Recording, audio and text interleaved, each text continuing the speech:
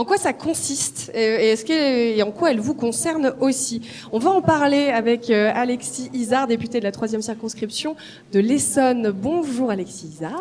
Bonjour. Le projet de loi Industrie verte a été définitivement adopté le mois dernier. Vous étiez d'ailleurs le co-responsable de ce texte en commission spéciale. Son objectif, renforcer l'attractivité de la France en favorisant la transition écologique. Alors expliquez-nous comment les politiques industrielles françaises vont se verdir, même si les syndicats n'aiment pas ce terme de verdir, je vous la pose, et comment vont-elles se verdir ? D'accord. Bon, tout d'abord, merci de m'avoir convié à cet événement. Je suis très content de venir vous parler. Je suis très content de venir vous parler en plus d'Industrie verte. Donc, vous l'avez rappelé. Donc, moi, je suis député de l'Essonne. Je suis membre de la commission des affaires économiques et dans le cadre de l'étude de ce projet de loi Industrie verte, j'en étais le co-responsable de texte. Co-responsable, qu'est-ce que ça veut dire? C'est que au sein de mon groupe politique, j'étais en charge de suivre tout le déroulé du projet de loi, des amendements sur lesquels on travaillait et d'essayer de le modifier pour que ça colle au mieux aux attentes du terrain. Donc j'ai vu que l'industrie verte, ça vous parlait pas. Je suis un petit peu déçu, je pensais que c'était un énorme sujet. Moi, à titre personnel, ça a animé mes soirées, ça a animé mes journées, et je pensais que c'était quelque chose qui vous animait aussi. C'est peut-être le titre qui vous parle pas. Je pense que finalement, l'industrie verte, vous la vivez et vous la connaissez. Fondamentalement, qu'est-ce que c'est? Pourquoi le projet de loi Industrie verte? Pourquoi on l'a fait? Est-ce que c'est un texte colossal qui vient tout changer dans l'industrie française? Moi, je vais vous dire que non. Qu'est-ce que c'est l'industrie verte? L'industrie verte, c'est une brique. C'est une brique de plus qui vient à la suite d'une ambition politique. D'une ambition politique qui, je crois, est importante, qui était attendue et qui vient après, je pense, un laisser-prise de la désindustrialisation française. Je dis que c'est une brique parce que ça vient après cette fameuse désindustrialisation dont je vous parle. Pendant des années, on s'est dit que la France avait vocation, avait intérêt à devenir un pays tertiaire. C'était assumé politiquement et on pensait que finalement, il était inutile de fabriquer en France ce qu'on pouvait fabriquer moins cher ailleurs. Au fur et à mesure, on s'est rendu compte qu'on n'était plus capable de faire grand-chose chez nous. Et là sont venues différentes crises successives qui nous ont montré que ne pas savoir fabriquer chez nous, c'était parfois renoncer à fabriquer. Et quand on est capable de faire, je vais prendre l'exemple des lunettes, mais on a eu on a eu un exemple plus marquant avec les masques. Ça va vous parler quand je parlais des lunettes, je vais le transposer aux lunettes. Mais quand on est capable de faire une monture, mais qu'on n'est pas capable de faire des verres, ou qu'on est capable de faire une monture des verres, mais qu'on n'est pas capable de faire les vis qui vont les sceller, c'est exactement ce qui s'est passé pendant le Covid. On savait faire un masque, mais on savait pas faire l'élastique, on savait pas faire la fine couche pour le recouvrir, ce qui veut dire que on sait faire plein de choses, mais finalement le produit entier, on n'est pas capable de le faire. Et là, je vous parle de masque, je vous parle de lunettes, qui est déjà un dispositif médical, mais ça a été le cas de médicaments. Et donc maintenant, on se rend compte que, en fait, il y a peut-être un intérêt à fabriquer en France, non seulement parce qu'on a envie d'avoir les produits chez nous, mais en plus parce que ça crée de l'emploi, ça crée de l'emploi qualifié. Un emploi industriel, ça crée 3 emplois indirects, ça crée un sens aussi, on l'a vu, tous les territoires français qui ont été décimés parce que les usines ont disparu. Je parcours beaucoup le pays, mais beaucoup la circonscription aussi. Je vais visiter les entreprises et il m'arrive de tomber sur des employés d'industrie qui sont dans leur industrie depuis des dizaines et des dizaines d'années et qui sont extrêmement attachés à leur poste. Vraiment, c'est un sens pour eux parce qu'ils savent le faire, ils sont experts de ça. Et moi, je me mets à la place de ces personnes. Pendant de nombreuses années, on leur a dit finalement, ton industrie, il y a quelqu'un d'autre dans le monde qui va le faire aussi bien que toi. En plus, il va le faire moins cher. Et donc, on a retiré du sens à ce qu'ils savaient faire et on a fait des villes entières où on a créé du chômage, où on a créé de la pauvreté. Et là, aujourd'hui, on essaye de revenir là-dessus. Je vais revenir sur le sujet de l'industrie verte. Et donc, parce que je sais qu'on n'a pas énormément de temps, excusez-moi, c'est le défaut des politiques. On parle et on s'arrête pas. Non, mais c'est intéressant ce que vous disiez parce que vous parliez des masques et effectivement, où on se rend compte qu'il y a tel élément qui est fabriqué à l'étranger, tel autre en France. On avait juste avant un débat sur le 100% santé qui, bien souvent, oblige les opticiens à acheter en Chine parce que proposer des lunettes à 30 € fabriquées en France, c'est pas possible. Qu'est-ce que vous leur répondez? Là, on est face à... Moi, je suis assez d'accord et je vais terminer mon raisonnement très rapidement pour revenir au 100% santé. Donc, on se dit qu'il faut qu'on reconstruise en France. Donc, on a successivement plusieurs lois qui nous permettent justement de faire revenir des usines. On a la loi travail, on a la loi Pacte qui est une simplification de toutes les procédures pour venir en France, parce que aller dire à un investisseur, j'en ai vu devant, qui est situé à la frontière, de venir s'installer à Strasbourg, alors que s'il traverse la frontière, il va pouvoir s'installer 2 fois plus vite, il va avoir moins de contraintes administratives, il va avoir des gens aussi qui parlent un peu mieux anglais s'il veut partir à l'international, c'est pas évident. Donc on leur dit, on simplifie les choses. Et là vient ce projet de loi Industrie verte, qui est un peu une brique supplémentaire, mais une grosse brique quand même, qui vient dire, bon, là, on a envie de continuer à attirer des entreprises. On le voit, on est pour la 4e année consécutive le pays qui attire le plus les investissements étrangers en Europe. Donc, les gens investissent chez nous, mais c'est encore compliqué. Donc on leur dit, venez chez nous, mais par contre, attention, n'investissez pas dans n'importe quoi, parce que si vous investissez pas dans la transition environnementale, si votre industrie, elle est pas compatible avec nos critères environnementaux, vous n'aurez pas de futur, vous n'aurez pas d'avenir, vous allez travailler pendant 5-10 ans et à un moment donné, vous n'aurez plus de clients. Donc on leur dit industrialiser, mais industrialiser vert. Et donc ce projet de loi, c'est, et je viens sur le 100% santé. Oh, je vous laisse terminer. Ce projet de loi, donc c'est, je dirais, 3 piliers importants, c'est financer cette transition environnementale parce qu'il y a besoin de capitaux importants, c'est simplifier. Ce que je vous dis, la simplification, c'est ce qu'on a fait juste avant avec le projet de loi nucléaire, avec le projet de loi ENR, c'est de dire on vous demande de construire, on vous demande d'investir, on vous demande de produire en France, mais on vous fait des contraintes administratives qui sont telles que c'est extrêmement dissuasif et que même si vous vous lancez dans la bataille, vous allez mettre des années avant de voir pousser le fruit de vos ambitions et le fruit de votre travail. Donc simplification. L'exemple le plus criant dans ce projet de loi, c'est la division par 2 du temps pour s'installer en France. Pour installer une usine en France. C'est tout bonnement ce que font les Allemands. Ça mettra autant de temps de s'installer en France que de s'installer en Allemagne. Là où il fallait 18 mois pour installer une usine en France. Et alors pourquoi j'irais plutôt en France qu'en Allemagne ? Pourquoi venir plutôt en France qu'en Allemagne ? C'est un très très bon, c'est une très bonne question. Moi je crois c'est parce que en France on a la capacité réellement d'être un leader mondial de la transition verte et de l'industrie verte parce qu'on a une énergie qui est décarbonée. Ça, c'est l'objectif, on ne l'est pas encore le leader.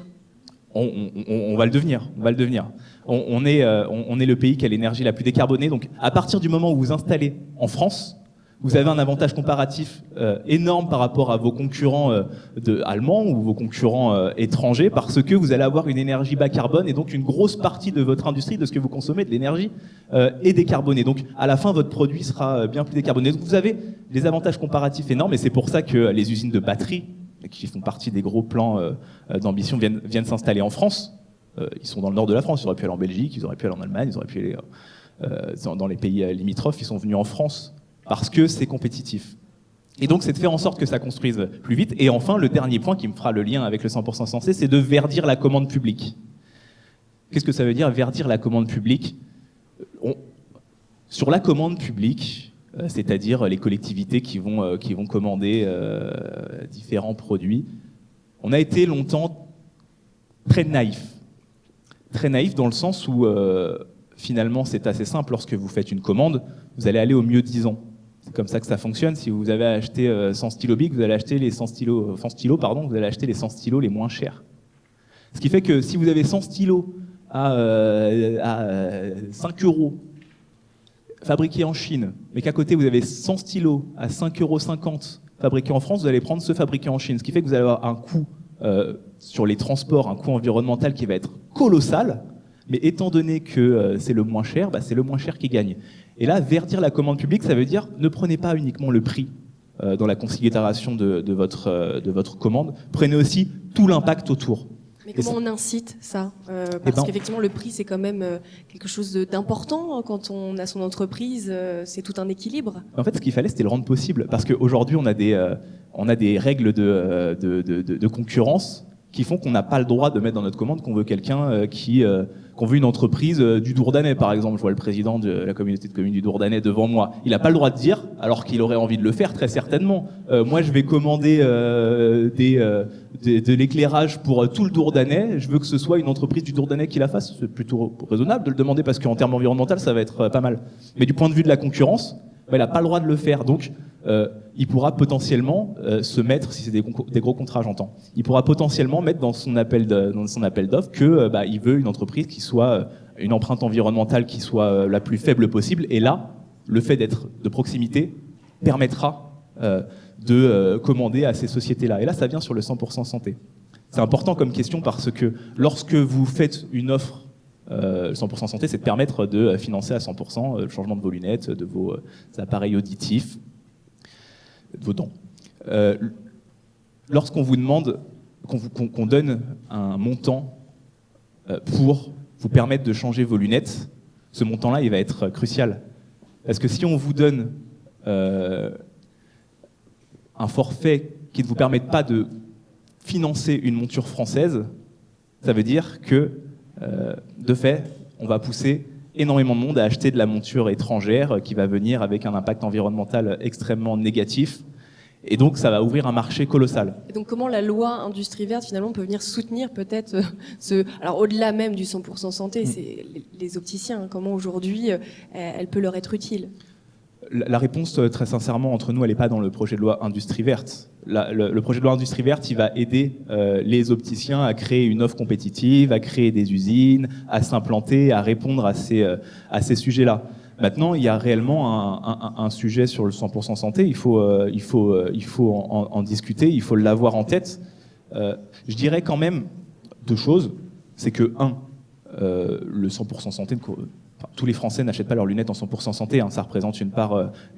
20%, oui, c'est le panier en tout cas. Peut-être qu'on va me dire là autre chose. J'ai pas le chiffre en tête. 20%, voilà. C'est bien ça. Ça représente pas tout le marché. Et le deuxième point, c'est de dire qu'il peut être intéressant de faire en sorte de faire coller l'offre, le panier de remboursement du 100% santé à une offre plus vertueuse environnementalement, mais il ne faut pas que ça se fasse dans des conditions financières qui soient insoutenables pour l'État, parce que derrière le financement du 100% santé, c'est les impôts de chacun, c'est un budget, je le rappelle, on est en plein dans le vote du budget actuellement à l'Assemblée nationale, donc je peux vous en parler, c'est 3 000 milliards de dettes et c'est 5% de déficit, donc on essaye de le réduire au maximum possible, donc il faut faire attention, on ne peut pas promettre des dépenses partout, malheureusement.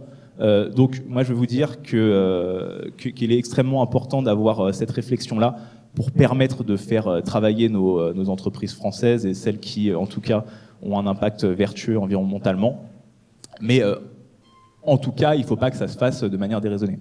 Avant de faire circuler le micro, j'aimerais savoir où ça en est par rapport au crédit d'impôt en faveur des entreprises qui investissent justement dans les industries vertes. Oui. Alors ça, c'est ce qui est en train d'être voté actuellement à l'Assemblée nationale. Donc je vais... Projet de loi de finances, c'est là où ça va être... c'est en cours. On attend un petit peu, c'est ça ? On est dans les starting blocks ? Vous voyez, quand on demande de l'argent, le micro marche. Allô. Ah, ça marche là. Donc oui, donc on est en train de voter le budget à l'Assemblée nationale. Alors vous devez, si vous regardez un petit peu les impôts, c'est un peu malheureux de vous le dire comme ça, mais si vous regardez un petit peu les infos, le budget il se fait de manière progressive en ce moment, ça se fait par étapes, donc on est par différents volets en fonction des différents programmes, et globalement, je fais partie de la majorité, moi, et on n'a pas une majorité assez large pour se mettre d'accord pour voter le budget, ce qui fait qu'à la fin, vous voyez souvent aux infos notre première ministre qui vient annoncer un 49.3 sur l'intégralité des volets du budget.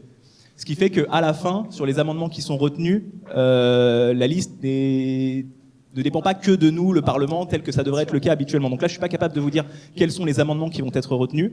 En revanche, les ambitions, elles étaient annoncées lors du projet de loi Industrie verte, étant donné que le projet de loi Industrie verte était un outil législatif qui permettait de mettre le cadre, et pour toutes les volets dépenses, il fallait les mettre dans le budget. Donc c'est actuellement qu'elles sont en train de se faire. L'ambition est de diriger toute cette... j'aime pas le terme, mais c'est comme ça qu'on l'appelle, la fiscalité brune vers de la fiscalité verte, de faire en sorte d'entamer cette transition fiscalement pour inciter à le faire. Et je vous dis que j'aime pas le terme, je pense que c'est très bien de le faire, mais j'aime pas le terme dans le sens où je crois qu'il est préférable d'avoir une industrie polluante et de l'accompagner vers sa dépollution en France que de lui dire vous n'aurez plus la capacité de le faire en France parce qu'elle ira se faire de l'autre côté de la frontière. Il ne faut pas être naïf, et les produits on va les importer, il ne faut pas être naïf, ce qui fait qu'en plus d'être polluante de l'autre côté de la frontière, il n'y a pas une barrière qui fait que la pollution ne va pas arriver chez nous. En plus de ça, on va faire du transport qui va encore plus polluer. Donc j'aime pas le terme d'industrie brune. Pour autant, il faut faire en sorte que investir dans la transition en France soit plus intéressant que d'investir dans l'industrie polluante. Je propose qu'on laisse la parole pour quelques questions aux personnes devant nous. Est-ce qu'il y a des questions ? Très bien, je vais apporter. Il est allumé, j'en profite. Je vais le tester le temps. 1, 2, 3. 1, 2, 1, 2. Je vais voir bien si ça fonctionne. Sur le chemin, je pense que c'est bon, ça fonctionne. Allô Ouais. Bonjour, je m'appelle Mathilde, je suis opticienne. Je vais continuer votre parallèle entre le 100% de santé d'avant et la loi Industrie Verte. En fait, la réponse, elle est simple. Oui, on peut faire du 100% santé écolo si on normalise chaque monture à l'OFG, Origine France Garantie, et ça existe déjà. Le réseau fermé Santé Claire, je suis hors réseau, mais je le sais, Santé Claire impose des montures en panier A, 100% faites en France. Donc pourquoi pas le normaliser? En fait, si ça existe, c'est pas si compliqué que ça à faire. Honnêtement, pourquoi pas? Moi, je vous le dis, je viens vous parler du projet de loi Industrie Verte. Je suis pas un grand spécialiste de l'industrie de la lunette, et c'est pour ça que je prends vraiment en compte tout ce que vous me dites, et je suis vraiment à l'écoute, et je suis totalement d'accord en fait avec ce que vous dites. Je suis un grand défenseur personnellement de l'Origine France Garantie. Je trouve que ce que fait Gilles Attaf c'est du bon travail, et c'est quelque chose dont on a besoin, de la même manière que Carole fait pour le monde de la lunette. Donc moi, je crois qu'à partir du moment, et je vous le dis, à partir du moment où on est capable de faire en France un produit compétitif et responsable, il faut le privilégier. Maintenant, on a des règles européennes sur lesquelles on est, je dirais pas qu'on est en train de revenir dessus, mais on est en train d'adapter notre marché pour qu'il soit un petit peu moins naïf, pour qu'il nous permette de favoriser un marché responsable français à un marché international qui ne soit pas responsable. Et ça, on y revient progressivement, mais parce que pendant des années, on a cru à un marché unique mondial qui serait je dirais, simple et parfait, et avec les différentes crises qu'on voit venir, ce n'est pas le cas. Donc effectivement, on part un peu de loin là-dessus, mais ce que vous dites est totalement sensé, et moi je suis prêt à regarder. Je ne sais pas exactement comment il se fait actuellement. Je suis commissaire aux affaires économiques, et là c'est le sujet des affaires sociales, mais ça ne veut pas dire que je ne peux pas le traiter. Donc n'hésitez pas à m'écrire, moi je suis simple à trouver sur mon adresse mail est simple à trouver. Donc quand vous avez des arguments comme ça, n'hésitez vraiment pas à me les envoyer. Moi ça enrichit mon travail parlementaire, donc je prends. Bonjour, Asmat Wash, de l'Ecomotion et WISO. Je vais revenir sur... Est-ce que vous pouvez vous lever pour qu'on puisse vous voir, s'il vous plaît? Merci. Alors j'ai une question par rapport à l'exemple que vous avez donné sur les batteries. Aujourd'hui, on a 4 projets français, qui sont majoritairement français d'ailleurs, donc heureusement qu'ils sont en France, contre 15 projets qui sont en Allemagne. Donc vous avez parlé tout à l'heure de l'incitation à venir en France. Si on prend des exemples concrets sur l'industrie, on est un peu loin du compte. Sachant qu'aux États-Unis, la majorité des industries, des grosses industries de batteries, sont parties aux États-Unis au lieu de rester en Europe. On voit d'ailleurs que Biden, il a imposé une Made in USA.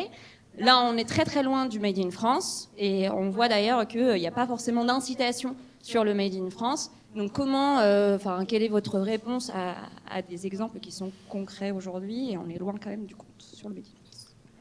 Bien sûr, on peut voir le verre à moitié plein ou à moitié vide, je suis totalement d'accord. C'est vrai que le plan d'investissement américain a été colossal, les subventions ont été déversées de manière massive. D'ailleurs, si vous êtes une entreprise française qui allait investir aux États-Unis pour vous implanter sur le sol américain, vous pourrez toucher les subventions américaines. C'est le cas aussi en France. Et par contre, je ne veux pas laisser dire, c'est pas ce que vous avez dit, mais je l'ai déjà entendu dans le passé, que nos plans d'investissement français, c'est une réaction à l'IRA américain. C'est pas le cas, on l'a mis en place depuis longtemps. C'est le plan de relance, c'est France 2030.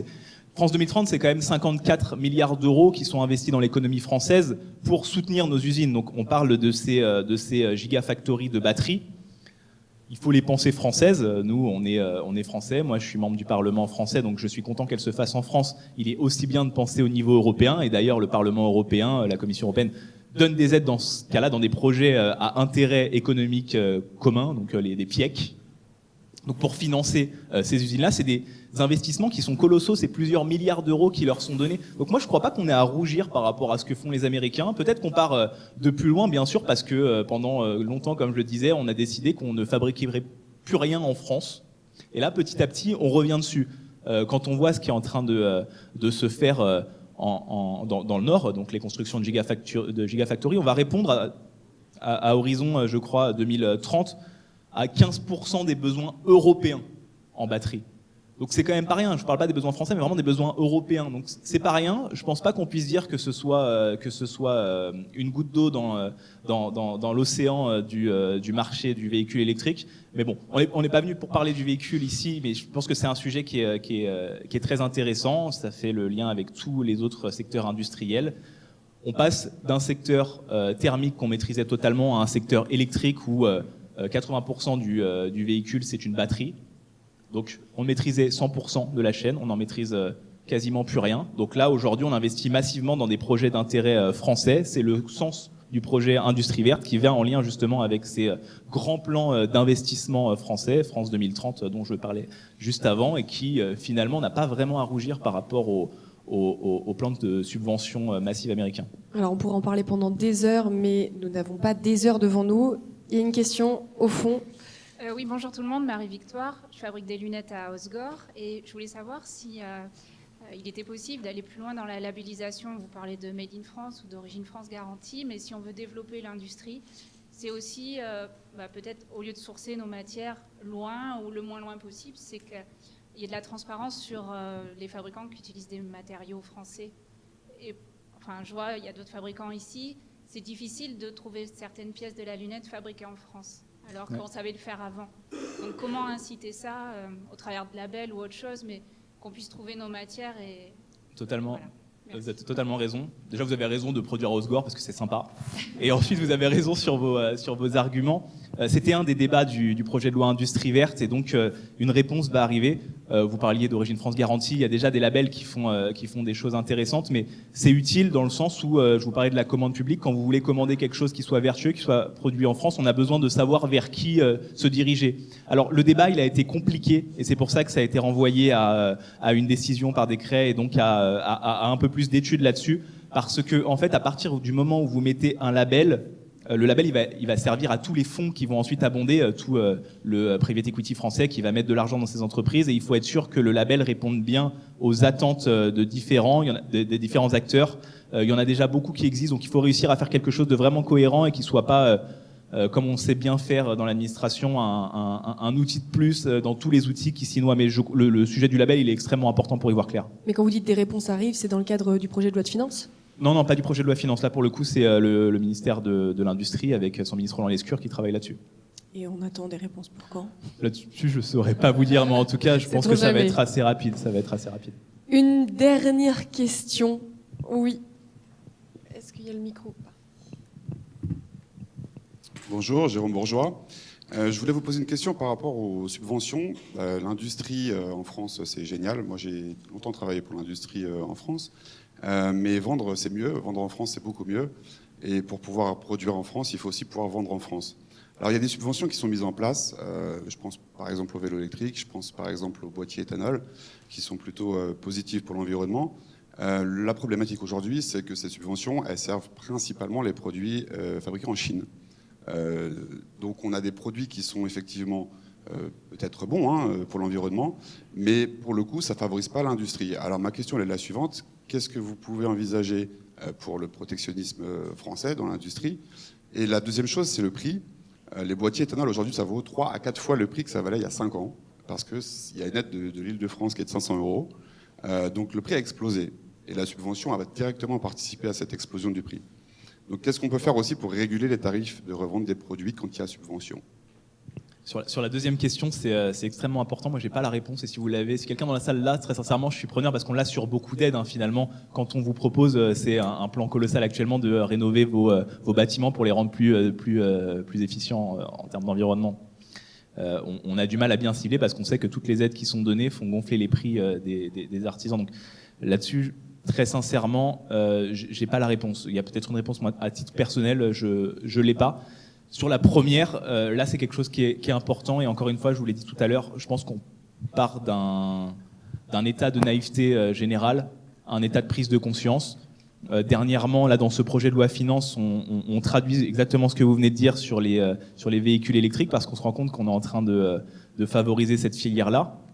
À côté de ça, on voit bien qu'un fabricant de véhicules chinois qui, lui, fabrique sa batterie, fabrique le véhicule entier et vient le vendre chez nous, il le vend pour beaucoup moins cher que nous. Et en plus de ça, on vient mettre un bonus écologique dessus qui fait que notre véhicule français, il a pu aucune compétitivité par rapport aux leurs. Donc ça veut dire qu'on est en train de recréer une filière automobile chez nous, mais qu'on va pas l'acheter. C'est quand même assez paradoxal. Donc là, on va rediriger nos bonus écologiques, c'est une partie de réponse de ce que vous dites, sur des véhicules qui soient fabriqués en France. Et ça, c'est important parce que même sur nos véhicules français, sur nos marques françaises, typiquement Origine France Garantie labellise, je crois, la Toyota Yaris, il me semble, mais pas toutes, parce qu'il y en a certaines qui sont fabriquées en France, d'autres qui sont fabriquées en Europe, au Portugal ou un petit peu partout dans le monde. Donc là, ça va les pousser à reproduire en France. Et je pense que c'est une bonne chose parce que ça va favoriser l'industrie française, ça va réaugmenter les carnets de commandes et donc pousser encore plus à la réindustrialisation de la France. Donc vous touchez vraiment un point qui est colossal. On ne peut pas demander à produire en France et ensuite ne pas acheter. Merci Alexis Isard d'être venu nous voir. Je rappelle merci. que vous êtes député de la 3e circonscription de l'Essonne.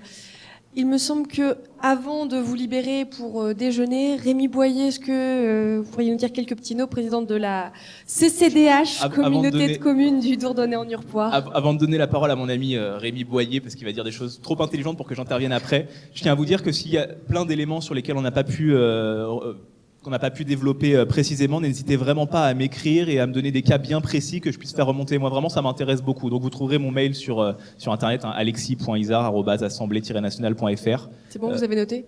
J'ai dit vite, je leur dirai pas. Là, je rigole. Vous tapez Alexis Isard sur Google et mail, vous le trouverez, c'est les mails génériques. Et ça m'intéresse beaucoup d'avoir des cas bien concrets. Donc, n'hésitez vraiment pas à le faire. Et par SMS au 06. Et je laisse la parole à Monsieur le Président Boyer. Merci, Monsieur le député. Alors moi, je vais essayer de ne pas être trop long. Simplement, je voulais remercier Carole.